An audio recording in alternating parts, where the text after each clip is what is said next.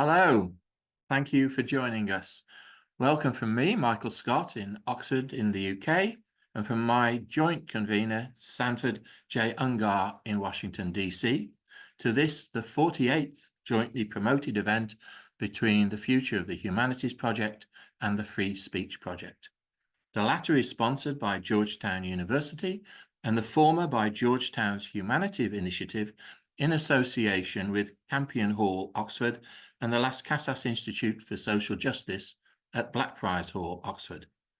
Together, the two projects consider issues concerning human dignity, rights, cultures, histories, traditions, and freedoms in a wide spectrum of educational activity, policy, expression, and aspiration. In a moment, I'll hand over to Sandy, who is the director of the Free Speech Project. He will introduce today's distinguished guests and moderate the ensuing discussion before I return to chair the question and answer session. From the start, you can type in questions to the panel by using the Q&A button at the bottom of your screen. Please use the Q&A button and not the chat button. These questions will come to me during the session, and I will try and put them to the panel to consider. We urge you to ask questions as and when they occur to you so that there's no bottleneck at the end. I'm looking forward to this discussion very much. Thank you. Over to you, Sandy. Thanks very much, Mike. I think we're all looking forward to bringing up some things that we know about, but somehow push behind the curtain and don't talk about. We have a wonderful panel today. Fanta Aw is the executive director of NAFSA, the Association of International Educators, which is the primary promoter of study abroad around the world and has done a great deal, operates in, I believe, more than 140 countries, or has members in more than 140 countries.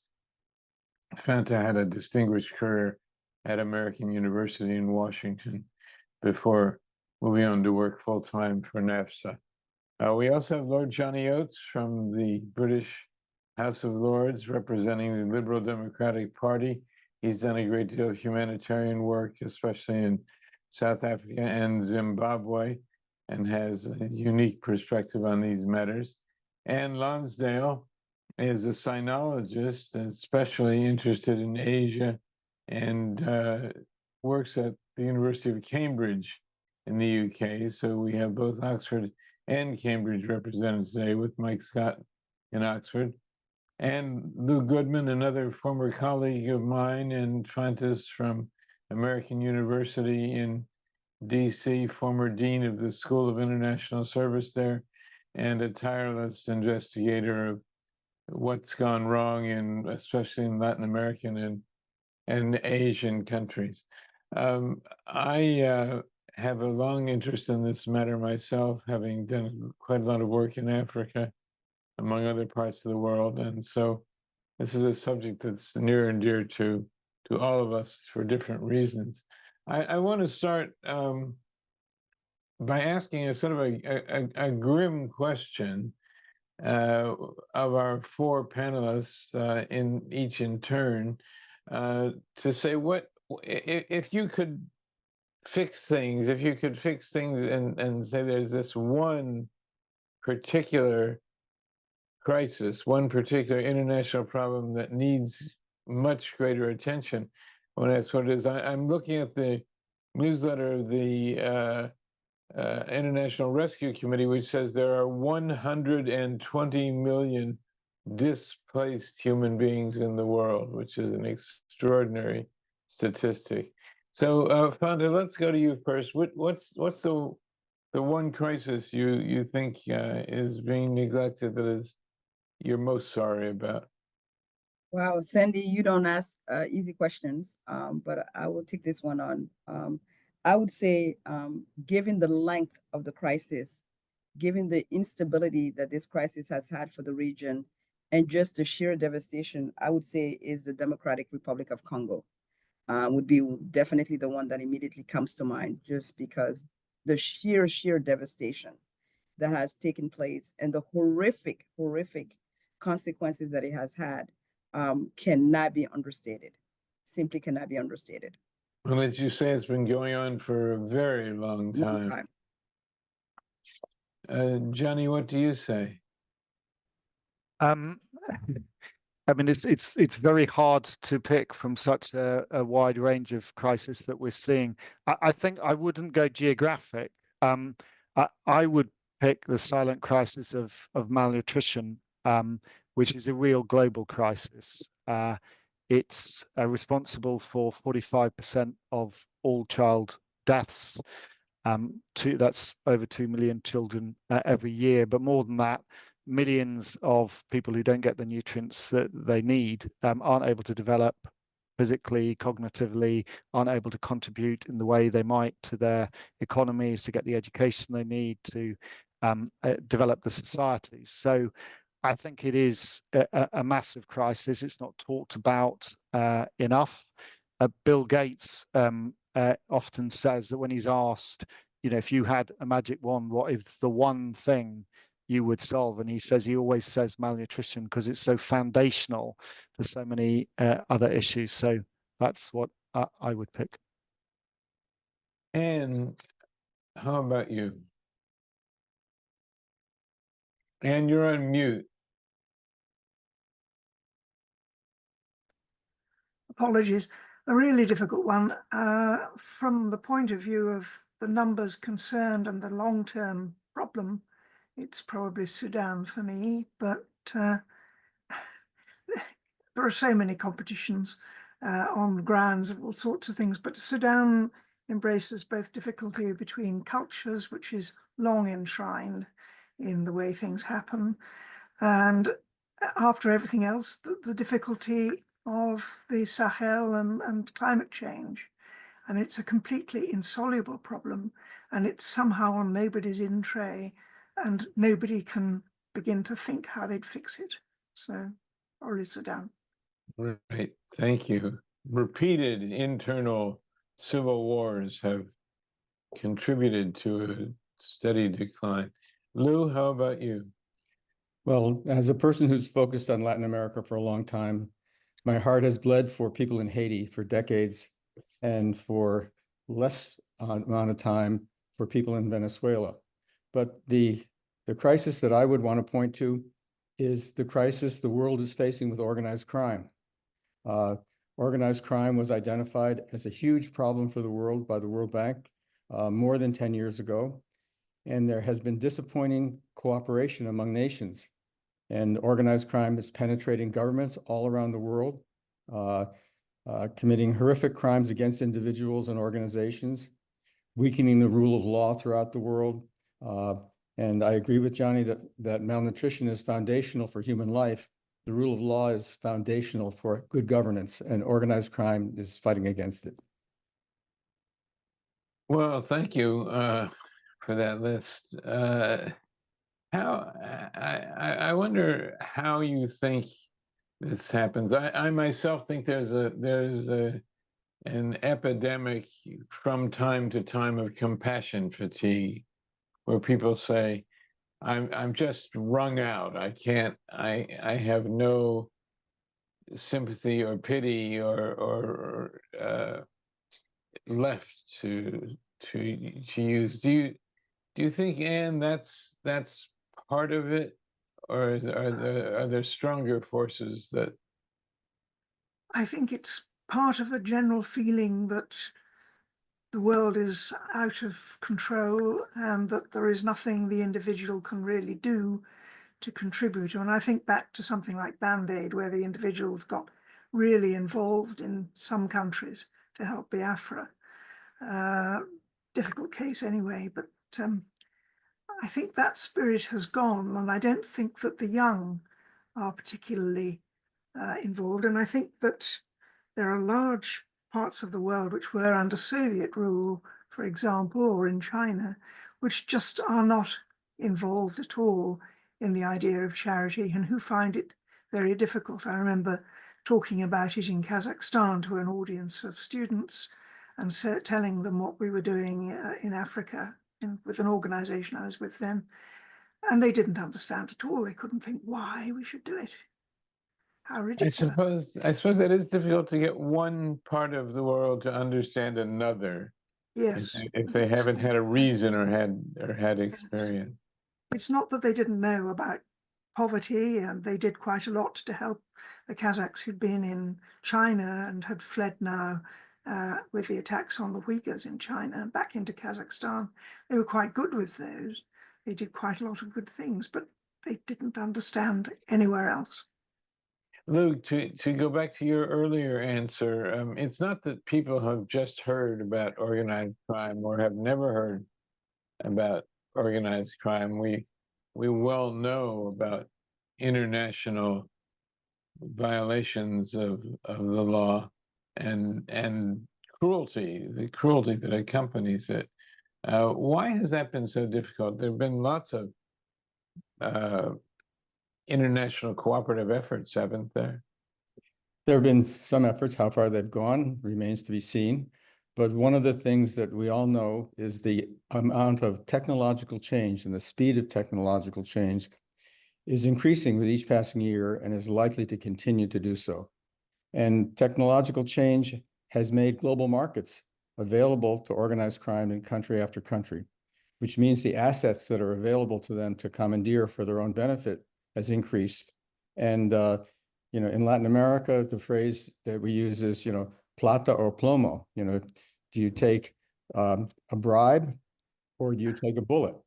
And so with the amount of assets that are available to organized crime, and not just in Latin America, throughout the world, it's very difficult to contain and increasingly difficult to contain with technological change, and nations will have to cooperate.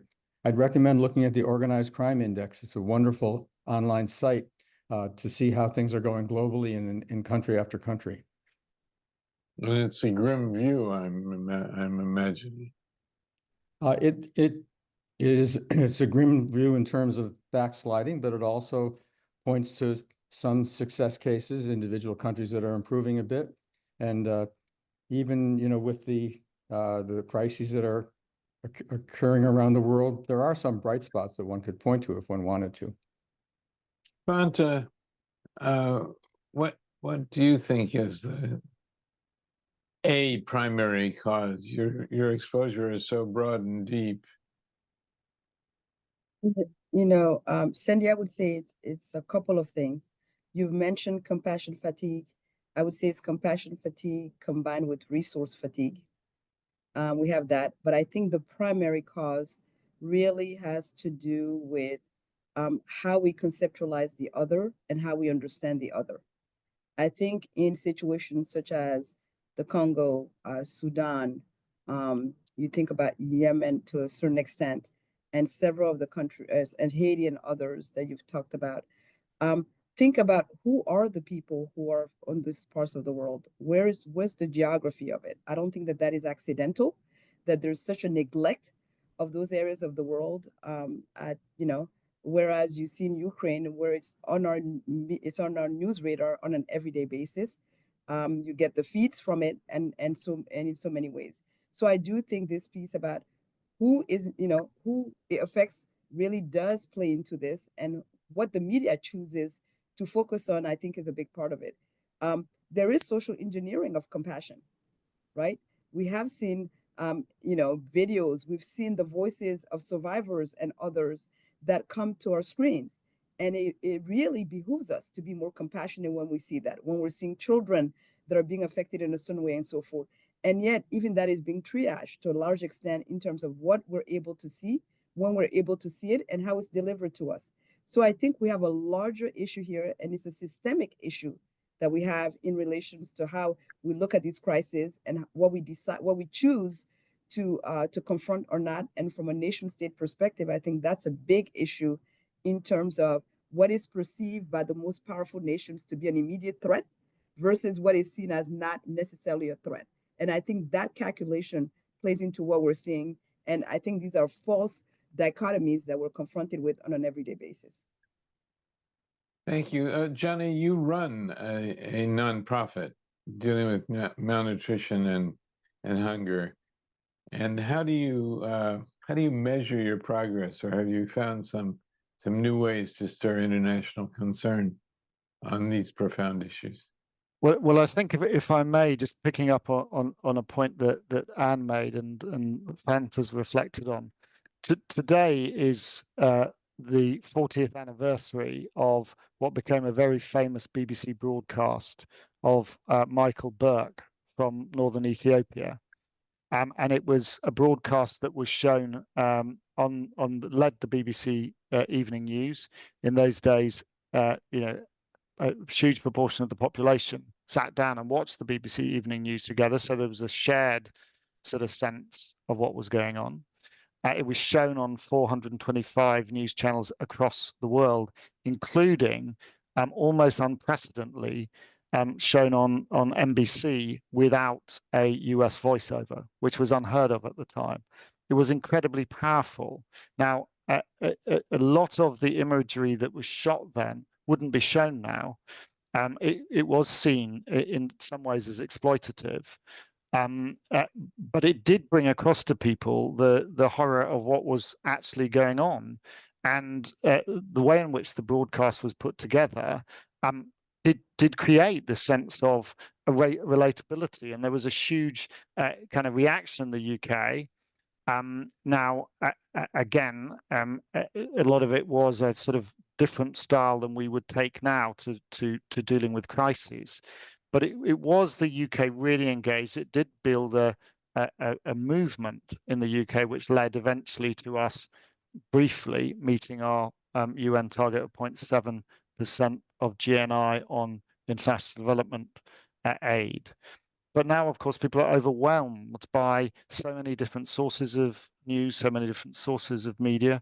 I've been banging the drum here today and in weeks preceding about why aren't we getting the coverage of Sudan? One of the issues is access. It's very difficult to get access. Whereas in Ethiopia, they did manage to get access, perhaps surprisingly. So I think there's a lot of factors here. And then just finally on your point about how you measure success, I think it's really important for us to hold on to the fact, especially 40 years on from this news broadcast, when people can say, oh, but isn't it all the same? Nothing's changed. Remarkable progress was made in the world between 1990 and 2015. The proportion of populations in severe hunger halved. In Ethiopia, was reduced by 57%.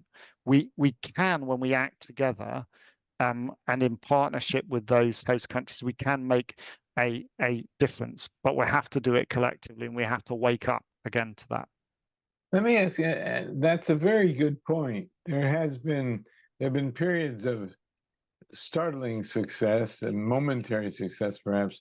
How do we revive those? How do we hold those up as golden moments that can be imitated or replicated? Fanta, do you have any thoughts about that? Yeah, I think the ways we can look at those as not just a moment in time, but things that we need to systematically, sort of pursue, is, as I think, as Johnny said, first of all, we need to have the international community come together and the global community really agree on a couple of key principles and make choices that reflect not just those principles, but really enact those principles. I think that's an incredibly important perspective in relation to that. The other piece related to the global community coming together, it requires leadership, and it requires really moral leadership. And I'm concerned that there's been, in many ways, an erosion of moral leadership when we look at what's happening around the world and how things are taking place around the world. And we need to go back to some of those principles, Sandy, if we're going to have any chance at this. The other aspect of this is we need to move away from what is short-sighted, short-term sort of thinking to really thinking about our shared humanity and the long-term investment we're willing to make. To think that what happens in Sudan or what happens in the Congo or Haiti or Yemen and others does not impact us is simply false. It really is. And there needs to be greater education about the interdependencies that are often misunderstood or not understood at all, so that the right investment can be made. Because in some cases, let's be honest, the investment that is being asked is not that significant. when you think about how much we spend on defense on an everyday basis in many parts of the world. That is about moral leadership. And this reluctance to act, as you say, adds to the refugee crisis and the displacement crisis, and then refugees and often displaced people are then blamed for problems and become scapegoats. Certainly, and not to put too fine a point on it, in the United States right now, that's part of what's happening. I think another. Lou, yes, go ahead. I think that I completely agree with the points that have been made, and I think I'd add another adjective to leadership, in addition to moral leadership, pragmatic moral leadership. Another thing I think that is helpful is to point to good examples and to show hope for people. One thing that I've observed recently is that in Bangladesh, there's quite a bit of tumult now, and people in South Asia are saying, let's not allow to happen in Bangladesh what happened in Sri Lanka. And they're saying in Sri Lanka, what happened was the great powers backed off and let local things be as they may. And there's a leader leading Bangladesh, Muhammad Yunus, who's a person that we can all admire, and the great powers aren't backing off yet. And to make that point, that if the great powers can cooperate and can show that they're observing what's going on, perhaps there can be a good outcome there.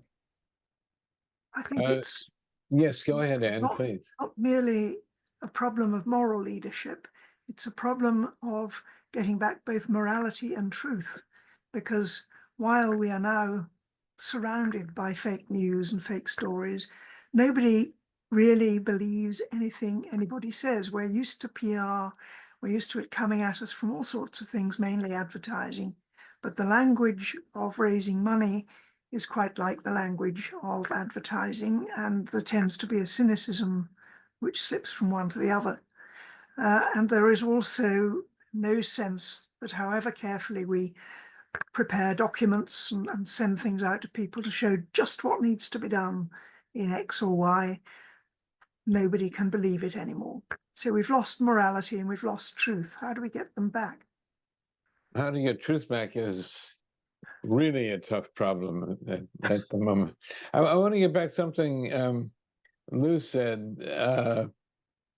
There is a sense sometimes that some autocratic regimes, some countries that don't operate according to highest moral principles, benefit from the chaos, the displacement, the starvation of people.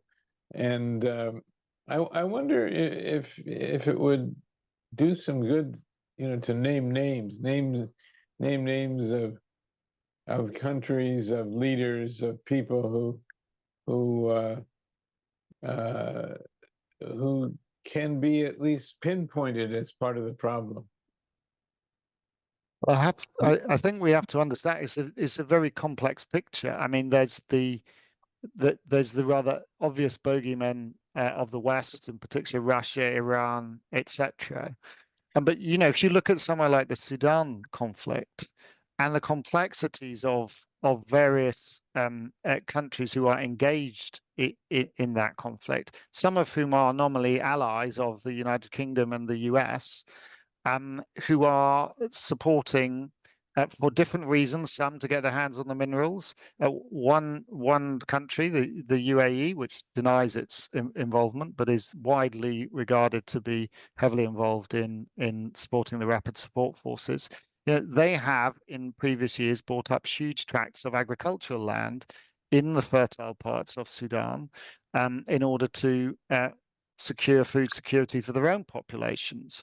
So there are really complex factors here, but I think one of the problems is that the West is not seen to operate. It talks a lot about its values, but then it isn't seen to actually live its values. And I hear lots of people, particularly in Southern Africa where I've worked, say, we've got no problems with your values. We've got a problem that you don't live up to them. And that is, when we're talking about truth, we need to be true to ourselves. We have to be honest with ourselves, about the damage that we have done. We talk about the invasion of Ukraine and the breaking down of the rules-based system. The United Kingdom with the United States broke the system when it invaded Iraq. And we just got to be honest about it, and we're not being. And Sandy, to just follow up on what Johnny talked about, the prevalence of revisionist history does not help matters, right? We want to go back and there's a failure of real education about the issues and an understanding of what is the core issue and how did we get here. And until we reckon with that, we're going to continue to make the same mistakes over and over again. And so the example of Sudan is a perfect example. And we have to also accept the fact that there's profiteering from wars. We're seeing it everywhere. And not acknowledging that does not help to solve the problem, because the Congo is a perfect example of a place that unfortunately has been cursed by natural resources. And where there's a war for resources, and so you're seeing the different power play that is taking place in Sudan, in Congo, but it's not just Congo, it's all over the place. So this piece about profiteering from war and whose vested interest is in that is something we have to reckon with and recognize. And the West has a major sort of complicity in many of these things that we're seeing. And it's not just the West, by the way, let's be clear. But there are enough powers out there that are profiting from this. And then when they're not profiting, they're complicit in other ways. And we've got to acknowledge that in order to fix the problem. And what about China? There are many people who say that the Chinese have benefited from the long-standing crisis in Myanmar, what we used to call Burma. Well, that's certainly true, and you can see it if you go up the river and you see the number of lorries coming over from China and taking away all sorts of materials, wood, but very, very more mineral materials, and just driving them off. So on that level, certainly that's happening. But China is what it's doing in Africa, apparently in a sort of humanitarian and para-colonial way, is totally based on self-interest in every way. I mean, it's based on getting materials for itself. It's based on getting allies for itself who will speak for it because they don't speak against it. And it's a country I love very much. I used to teach Chinese literature, and I went there in the early days in '64 and so on, when they were struggling against the madnesses of Mao, and 30 million died of starvation in the Great Leap Forward.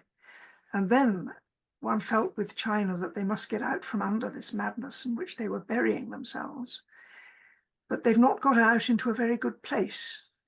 And they have many hazards against them. I mean, the water problems in China are going to be terrific. And so I think they don't really know where to go at the moment. And rather like Netanyahu, we're seeing Xi Jinping sticking where he is, clinging on by his nails almost to a slightly slippery wall, because there isn't a safe basis for more expansion, which is what his government needs. So I don't trust anything that China does. I love many, many Chinese people, but as Confucius says, you should love the people and you should hate the rulers.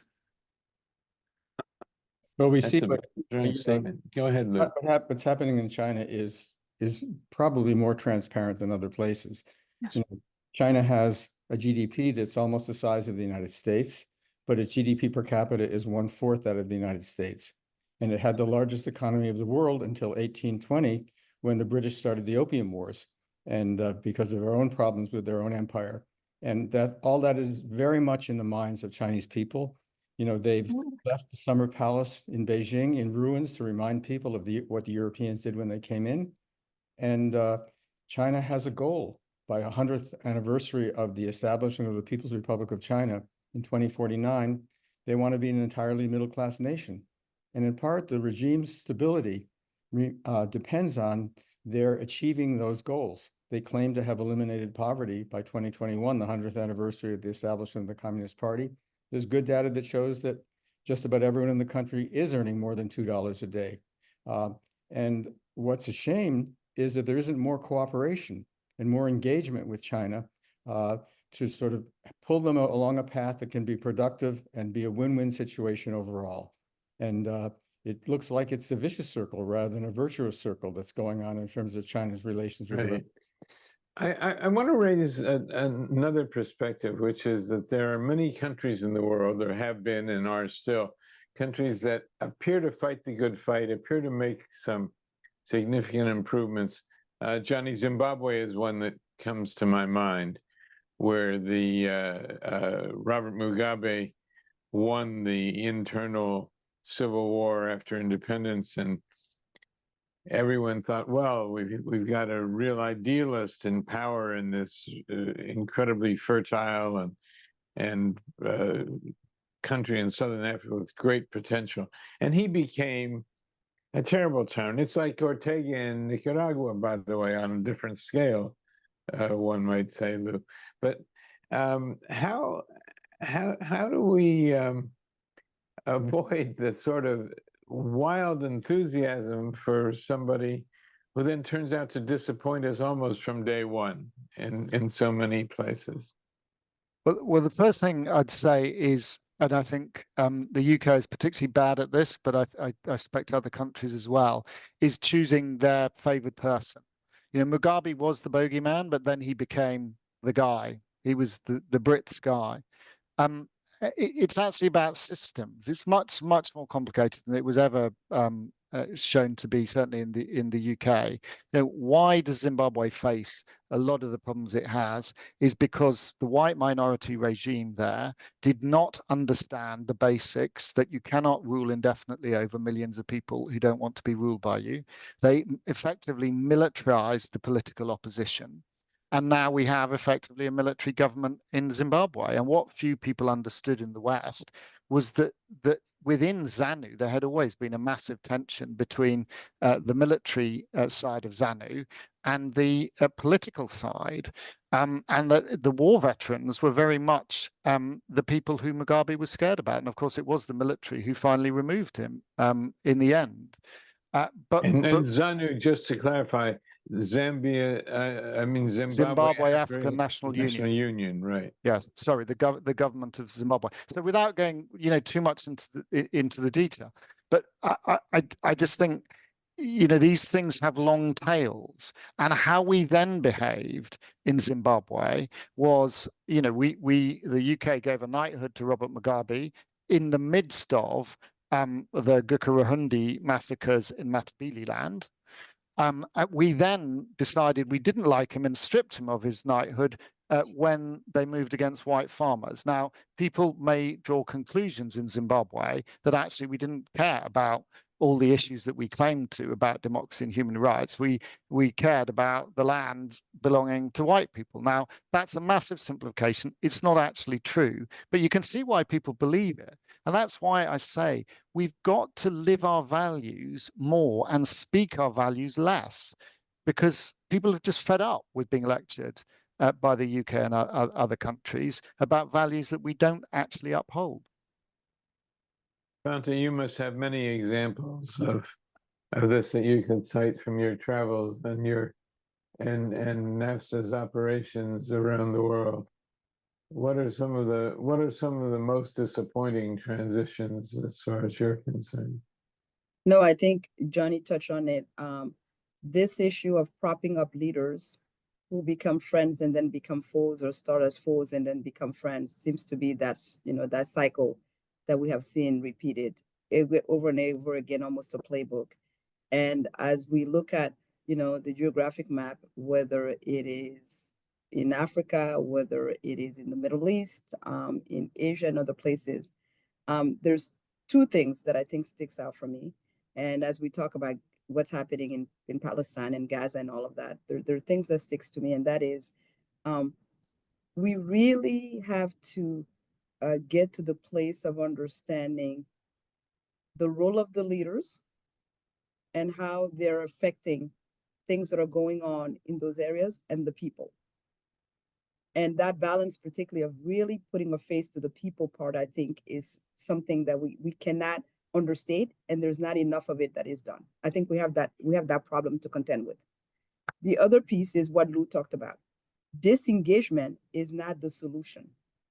Whether we look at the issue with China or with any one of these areas of the world, the principle that the answer is to disengage and to just close our eyes to what is taking place and assume that by disengaging, this is how you disempowered, is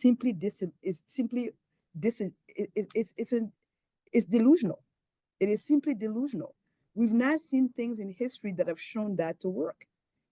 There's been no part of, of these wars that we've seen and with leaders that have been in these roles where disengagement has been the neutralizing force. There's no such thing. The other part of this, Sandy, is I keep hearing sometimes about neutrality. I do not believe that there's such a thing as neutrality. When you have people that are dying at the numbers that they're dying, when you have these wars that are continuing to go at the level that they are, that part of the answer is neutrality. Neutrality in what way? There is no such thing as neutrality. Sartre, I think, said it best: to not choose is still to choose. And Sandy, I think that we'd be better off focusing on success stories than failures, and Let's do that for a moment. Drawing lessons from success stories. And the ones that are obvious are in East Asia, Korea, Taiwan, Singapore. These are countries that were horribly autocratic, very corrupt. Leaders came in that had a vision for changing society. They first established a monopoly of legitimate violence, which Max Weber said long ago was necessary to do things. And then they started to work within the rule of law. And one of the first things that was done was to have a campaign against corruption. Could you imagine what would have happened in the United States had George Bush announced a campaign for the rule of law instead of a war on terror, and had acted in terms of those values? We'd be a very different country today. We wouldn't have gone about invading Iraq and the terrible things that have happened. And then once you have a campaign against corruption, you start building up institutions that can create the circulation of elites that's necessary to bring new ideas in and to bring change in and to bring accountability in to deal with the kinds of issues that Johnny is so concerned about. Malnutrition is one, but there's lots of other issues. I get inspired when I look at how Taiwan and how far South Korea have come over the last 30, 40 years, and they did it themselves. Well, South Korea, I certainly am familiar with what you're talking about there, in part from having traveled there with you long ago. But at the same time, in Latin America, I think back to Nicaragua. I think to the 70s and the 80s, and everyone thought they had a noble side in the Sandinistas that they could support against the corruption, the greed, the terror, the violence of the Somoza regime. And the winners, the Sandinistas, have turned into an exact replica of the people they defeated. Daniel Ortega, it's astonishing. I mean, sometimes I think if you live long enough, everybody will disillusion you. Your heroes will all disappear. Not that Ortega was a hero of mine, but I know that many journalists were so committed to telling the truth about Nicaragua and did so, only to be devastated by the reality. Your heroes will disillusion you, as Robert Michel said in the early 20th century, if they stay in power for a long time, because the iron law of oligarchy will come up and they will make compromise after compromise to stay in power. That's what happened to the Sandinistas. But we also have to give the United States some credit for what happened there, because that revolution happened in the context of the Cold War. And the United States didn't want a social democratic government in that particular country. And they blocked the Sandinistas. And once the Ortegas got in power, the iron law oligarchy held, and it gets worse with each passing year. And you had something you were about to say, and I didn't get to you. Let me just say, by the way, that this would be a good time to put any questions or comments you have into the Q&A.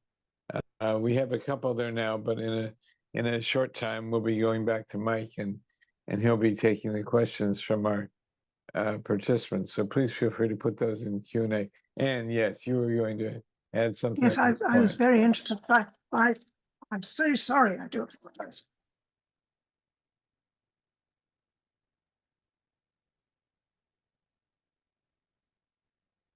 Sandy, while we wait for Anne, may I also say that in this Yes, conversation, let us not forget that we're the youth of these societies.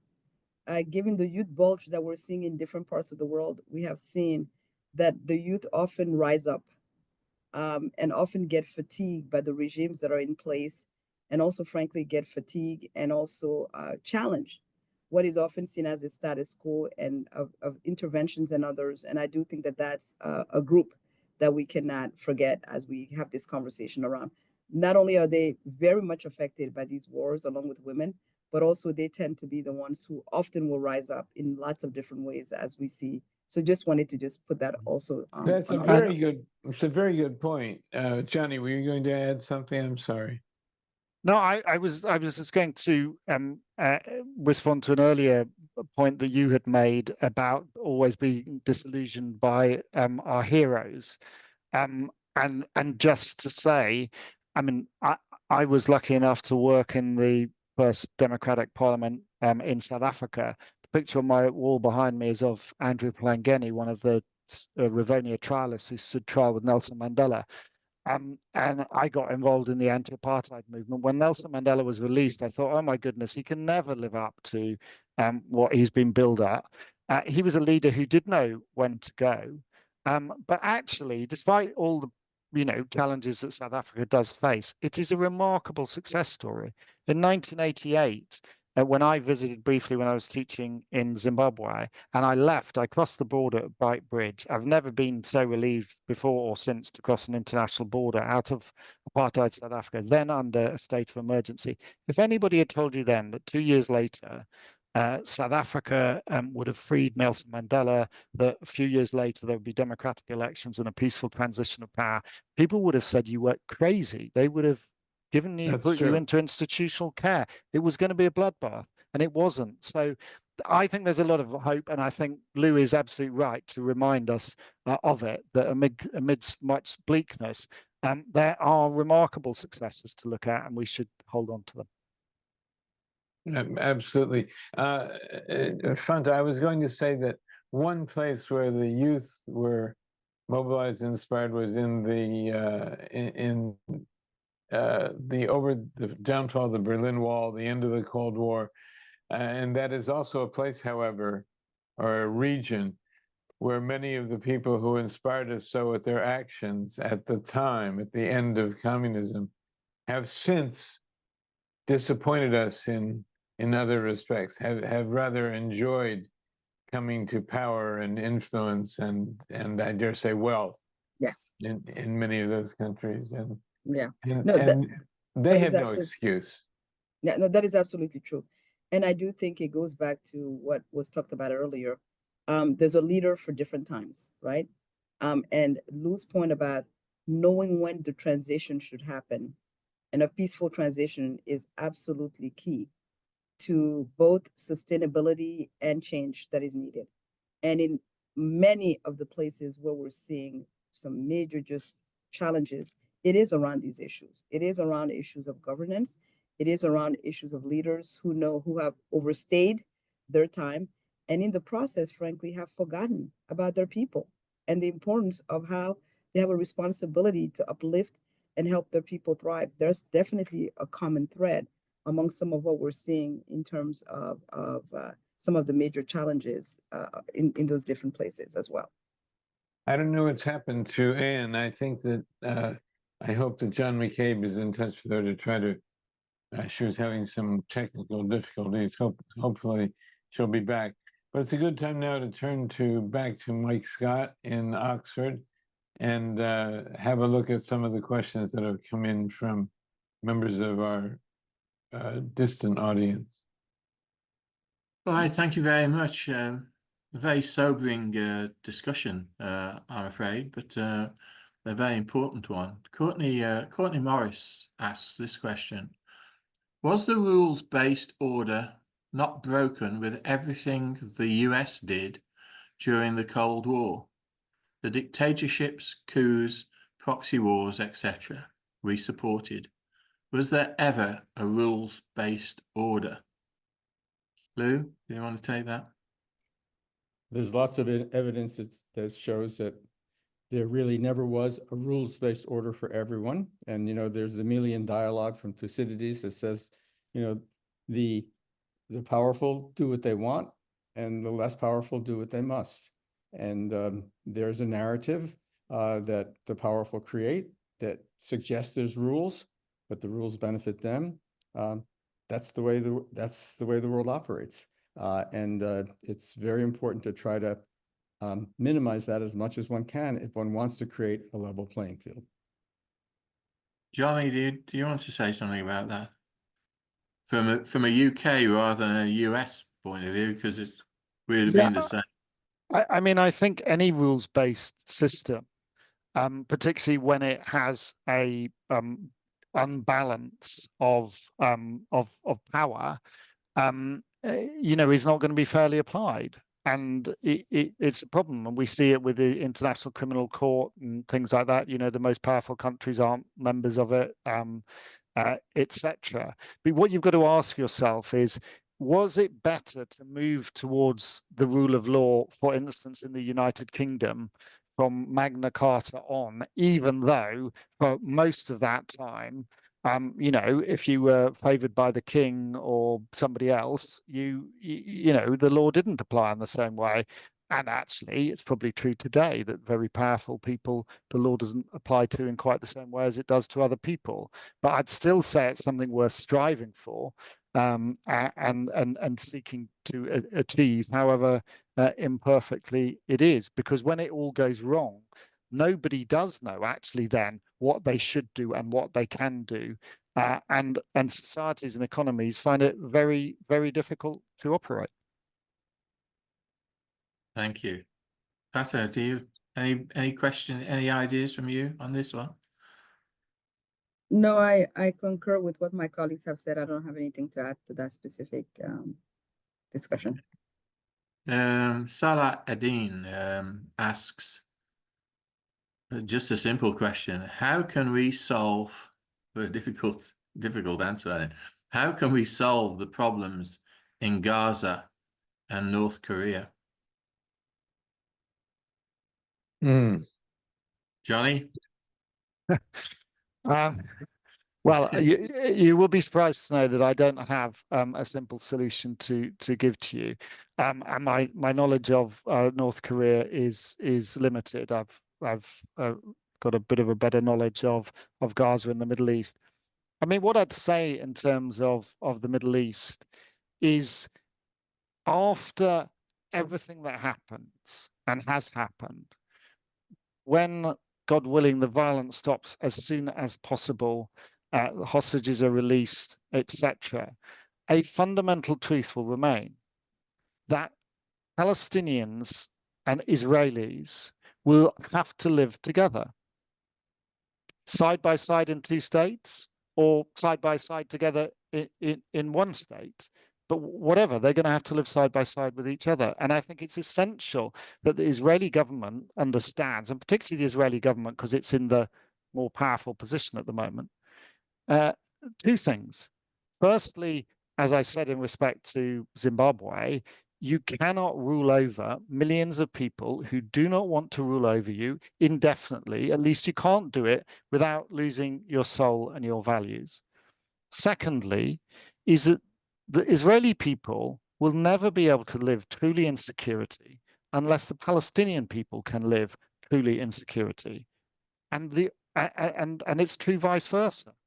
So the fundamental tragedy, I mean, apart from the appalling carnage that has been inflicted on both sides, but you know, particularly now ongoing in Gaza, is that the government of Israel has no strategy for justice and peace and security for Palestinians. And as long as it doesn't, it can kill as many leaders of Hamas or any other terrorist group as it likes, and it will not solve the fundamental problem. And when I hear about the kill rates of terrorists, etc., I look back to the history I read of white minority rule in Zimbabwe, in Rhodesia, as it was called then. And the communiques are almost exactly the same. We've killed this person, none of it goes to the thing. What is your political strategy? Until they can answer that, there's not going to be peace and security for either, but it's incumbent on leaders of both peoples to try and find a way through. I think the question about North Korea, Mike, is also worth thinking about. It seems unimaginable that for so many decades since the Korean War, North Korea has been run the way it has. And Lou, I don't think you've been to North Korea, but you've been to the Korean Peninsula quite a bit. Do you have any Well, I've seen North Korea explanation? because I've been at the border. First of all, I don't know if you've seen the news today, but it said there's 1,500 North Korean troops in Russia that are cooperating with the Russians to fight Ukraine, and the numbers will be increased to 15,000.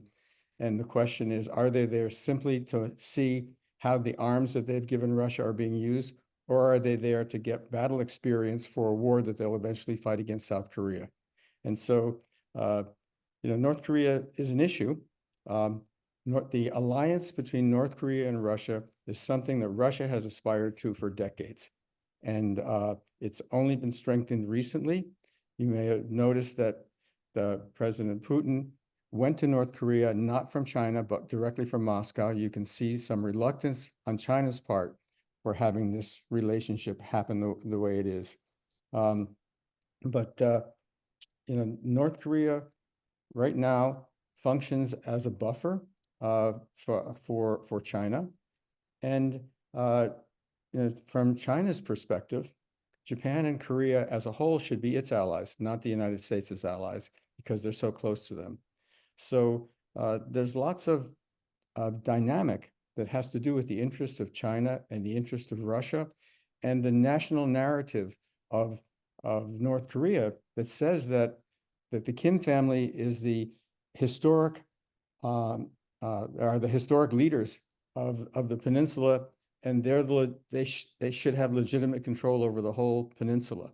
So it may seem unbelievable to us, Sandy, but the narratives and the actual interests that are there are pretty complex and haven't begun to unravel at all recently. Thank you for that. I want to finish with one other question, which is, throughout this program, the United Nations has never actually been spoken about. Why is that? Anne? You're on mute, Anne. Welcome back. You're on mute. Yep. Because of the hopelessness we all feel about being able to make it act. Because we've seen how it's lost all traction in the Palestine-Israel problems. Because the effect of the Security Council veto has taken so much power out of it. One can't see how to get back. I mean, the effect of treatment of the UNRWA people in Gaza, and there's so much going on against it at the moment that I don't know how we retrieve it. Lou? I haven't mentioned it. I was tempted to mention it with reference to RTP, something that I hope the United Nations would get behind after the Kosovo War, and has just fallen off the table for the reasons that Anne has said. And I think international relations scholars are focusing more on the alliances that have formed, especially since Russia's invasion of Ukraine, and how those alliances are changing and how they can be sustained, and how they are not multipolar, but they are multiplex and require tremendous interaction capacity to sustain them over time. This is a challenge that faces all nations, and the more people they have in their diplomatic corps and the more embassies they have, probably the more successful they'll be. And you can guess which nation has the largest number of diplomats and the largest number of embassies in the world. Is China. Johnny, do you want to say anything to add to any of that? Well, only that, you know, the United Nations can only be successful when there is a degree of unity in the Security Council. And certainly at the moment, the levels of hostility within it mean that the permanent members can't agree on anything. So, I mean, I see a lot of blame being given to the Secretary General and others, and I've no view on how good or bad he is. All I can say is that anybody, however brilliant they were in the circumstances of today, would find it very, very difficult to make the UN effective. And Michael, I mean, you know, the United Nations is a product of those who have created it. It is an outdated institution that was created at a time where there was a need, and it has not evolved to the level that it needs for today's complex world in which we're living in. And so I do think that is why you didn't see any of us really mention the United Nations, because I think there's a recognition that as an institution, it is not an effective institution. And I do not blame the Secretary General for the failures of the United Nations. I blame the fact that we need a different institution for our times, and the United Nations is not meeting those goals. Lastly, going back to what Johnny talked about a little bit about the question of Gaza and all of that, I could not agree more. Part of helping to solve the issue, whether it's in Gaza, which is really devastating, and everything else, goes back a little bit to what Lou talked about. The leaders that we put in place in many of these places are not serving the interest of their people. They haven't been doing it for a long time, and that is not going to change anytime soon. So our ability to really reconcile what is failed leadership that is there, that is not going to solve anything, to then think about what should be sort of the world, sort of the international community's responsibility toward these nations, I think is the larger question. Not simple at all, but it is a very important part of the equation. And then the other part of this is we cannot help but ask ourselves, who's funding this? Who is actually funding these wars? Right. I'm going to ask another question now, which I'm going to ask each of you about this. This has been, as I said, a very sobering discussion. And I think that it's a discussion which should be seen wider than maybe we'll be able to show it. If you had people in your mind, one person even in your mind, that you think should see this debate, this discussion we've had this afternoon, wherever, who you think could help in one area or another, who would that be? Tough question, Mike. Yeah. Well, wants to start? it's a very tough question, so I'll just dive in. I mean, I tell you who I'd like to watch it, and particularly the last bit and what Fanta said, what I've said on Gaza. I think Benjamin Netanyahu and his cabinet might want to watch it. Well, I'm sure they wouldn't want to watch it, and they wouldn't agree with it. But I think it is people have to understand that the myths that they create about what is necessary for their security quite often traps them in situations where they can't get out of, and I think some consideration of that is necessary to break the deadlock. So the people that I would like to see are watching it are the newly selected head of Singapore, and whoever is going to be elected the head of Botswana in the election that's coming up soon. The two countries that I use in my teaching as examples for good governance in very different circumstances.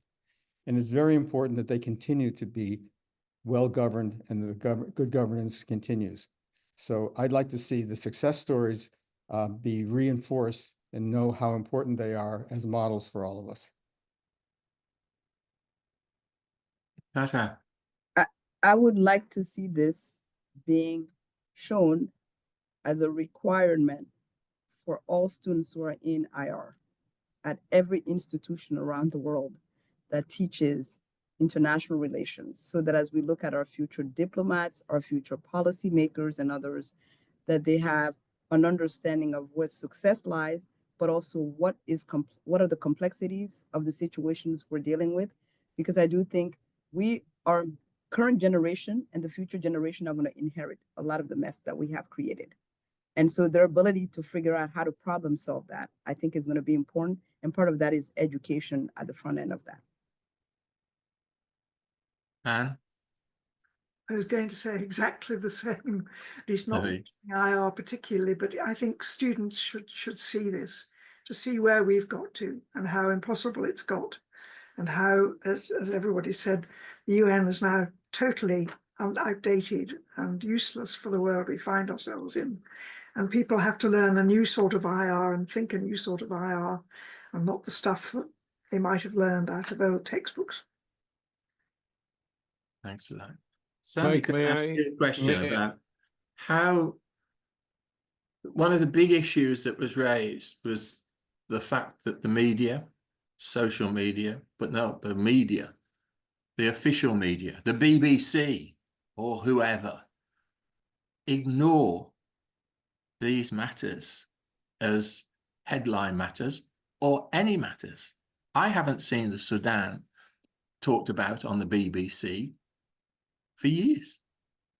How do people who are in the media start to influence the big companies to demonstrate that they ought to be putting on these things on the news? You're Or- asking that question of me, Mike, is that right? It's a question to you, because Yes. you've got this background in the media. Yes, right. Well, I share your dismay and your perplexity over this. I think there is one basic issue that it continues to get worse and worse, which is that speed, getting something online as quickly as possible has taken over from careful research, from thoughtful dialogue, analysis, back and forth between people in a meaningful way, from the good old days. And of course, each of us in our own way has something to lament about how things have changed, but this is really a terrible problem. There are some beacons of good journalism that survive, and some of them are even doing well financially, but there are news deserts across the United States and the world where virtually nobody has access to a reliable daily source of information. Now, there are people fighting very hard to do something about this, creating nonprofit digital media. My own home state of Pennsylvania, there's a wonderful statewide digital daily newspaper that is bringing information to people that had gone away. But this is going to take some years to fix, and I don't know if it will ever be fixed. I mean, as long as there are hedge funds controlling media and then stripping them of their resources or throwing them away when they're no longer profitable, which is happening, I'm sure, not only in the United States, but around the world.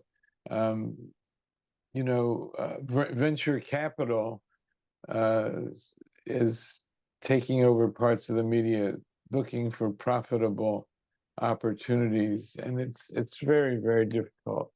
In the developing world, it used to be that I spent some of my time, when I was still a sort of journalism educator of sorts,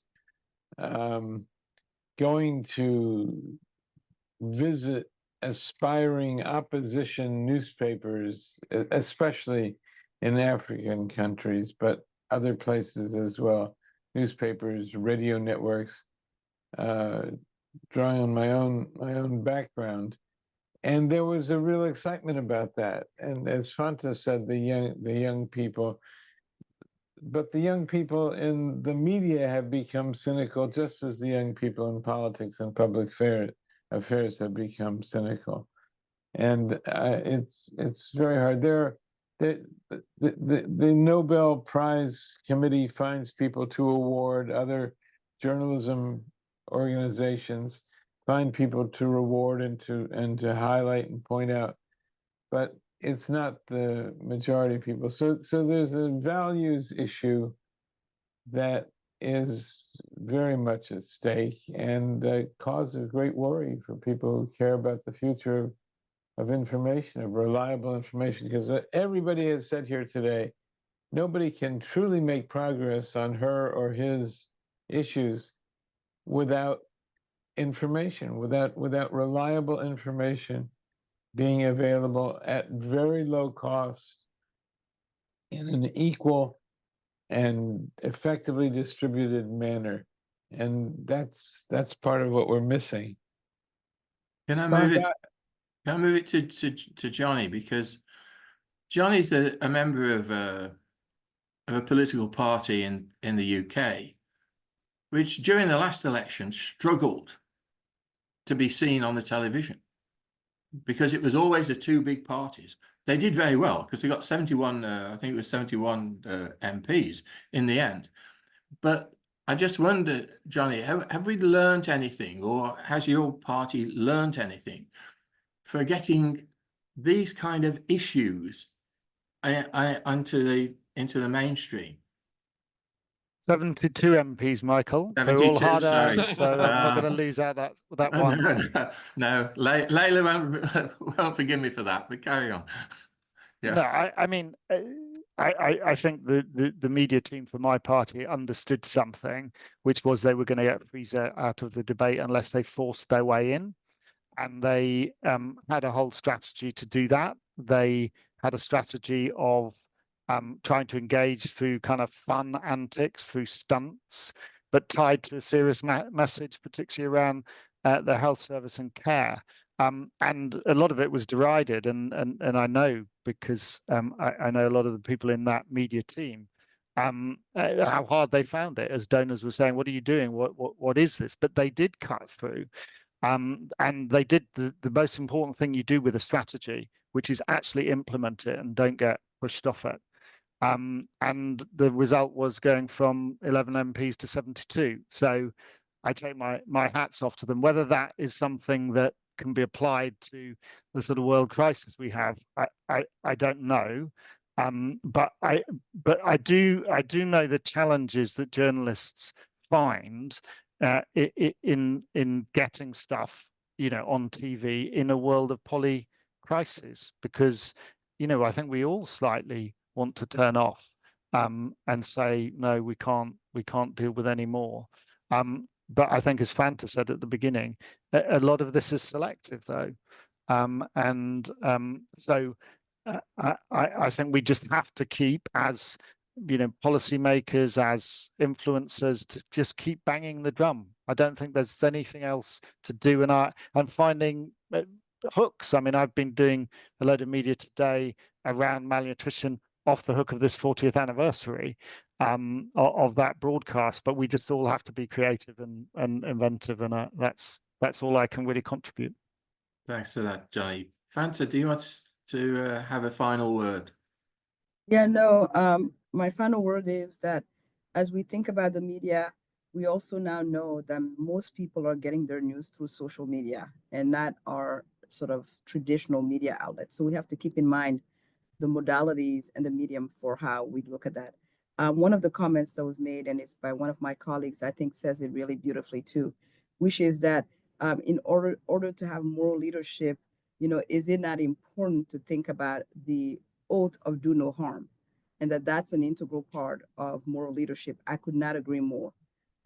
In order for us to solve some of the critical issues that we've seen, and really just the horrific loss of life that we've seen around the world, and what that means for the people in those areas, for all of us, our ability to really think about, moral leadership in the way we've talked about.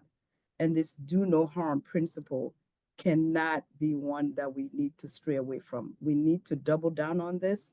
And we, the international community, needs to speak up, but not just speak up, we need to act. And we need to act with a greater sense of urgency. And our institutions that we've relied on, whether it's the United Nations and others, they mean well, but they're not going to be able to solve these issues. We're going to need different structures and different entities that will need to be constituted in order to address what are new and different challenges that we confront. Thanks. Lou, can I give the last word to you? We're going to have to wind up then. Sure. Well, I'll just repeat something I've said before. People need good examples. And I think my experience is people around the world want a world of social justice. And if they're bombarded with negativity, they won't know where to go. So we need to have examples of good leaders, examples of good institutions, examples of good outcomes to inspire people. And let's treasure them and communicate them to other people. Thanks very much.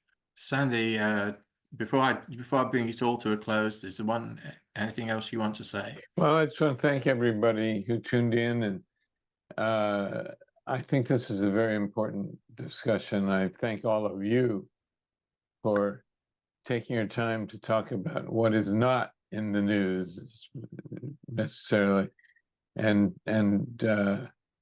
to have a sort of values-based discussion that I think is terribly important. That is part of what Mike and I have been trying to do for now 4 years. This completes 4 years of monthly programs. We haven't missed one, Mike, and that's one of our own small contributions to try and do this. Our next one, by the way, will be on November 13th, just 8 days after the American presidential election. We'll be assembling some internationally competent experts to talk about the results of the US presidential election 8 days earlier and how the world's going to react to it. And so that's Wednesday, November 13th.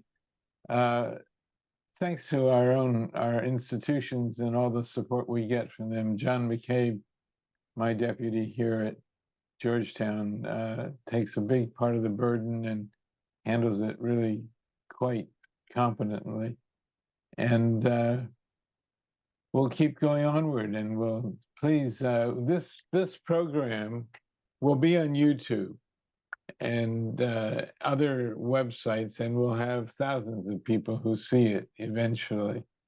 And we can keep track of that to a certain extent. So there's some satisfaction in that. It's a great pleasure to work with you, Mike, and I turn things back to you now. Thanks. To those thousands of people who watch it, perhaps they could pass it on and tell other people so that a lot of people watch it. I think it's been a really important debate.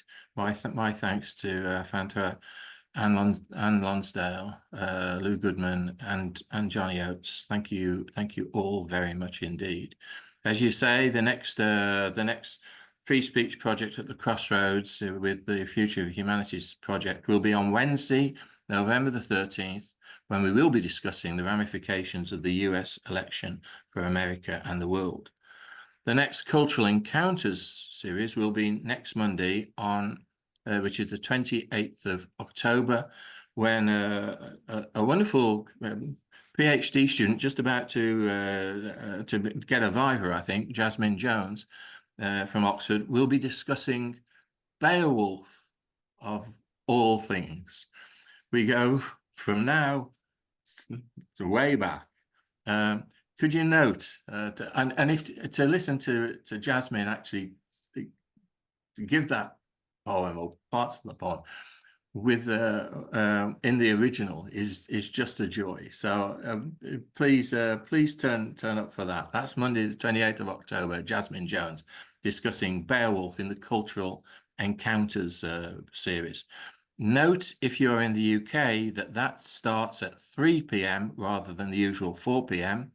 because the UK has its clocks going back this weekend but the USA don't do it until the following weekend. We can't even agree on getting the clocks going back at the same time, but never mind. For today, my thanks to colleagues at Georgetown, President Jack DeGioia, who's still recovering and from a serious illness, and we wish him well. Tom Banchoff, the Vice President of Global Affairs. At Blackfriars, to Dominic White, the new prior at Blackfriars, John O'Connor, the Regent, and Richard Friend, the Director of the Las Casas Institute. And at Campion Hall to Dr. Nick Austin, who's the Master of the Hall. Also, my thanks to John McCabe. My thanks also to Maggie, my wife, who helps with the administration of this series from the UK side. I'd like to thank all those who have asked questions, and I'd like to thank you for attending today and for your support of our various series. I'm Professor Mike Scott, Fellow and Senior Dean at Blackfriars Hall, Oxford. You can follow me on Facebook as Michael Kerr Scott, or on LinkedIn as Professor Michael Scott. Until the next time, take care and goodbye. And again, my thanks to you all. Bye-bye. Thank you.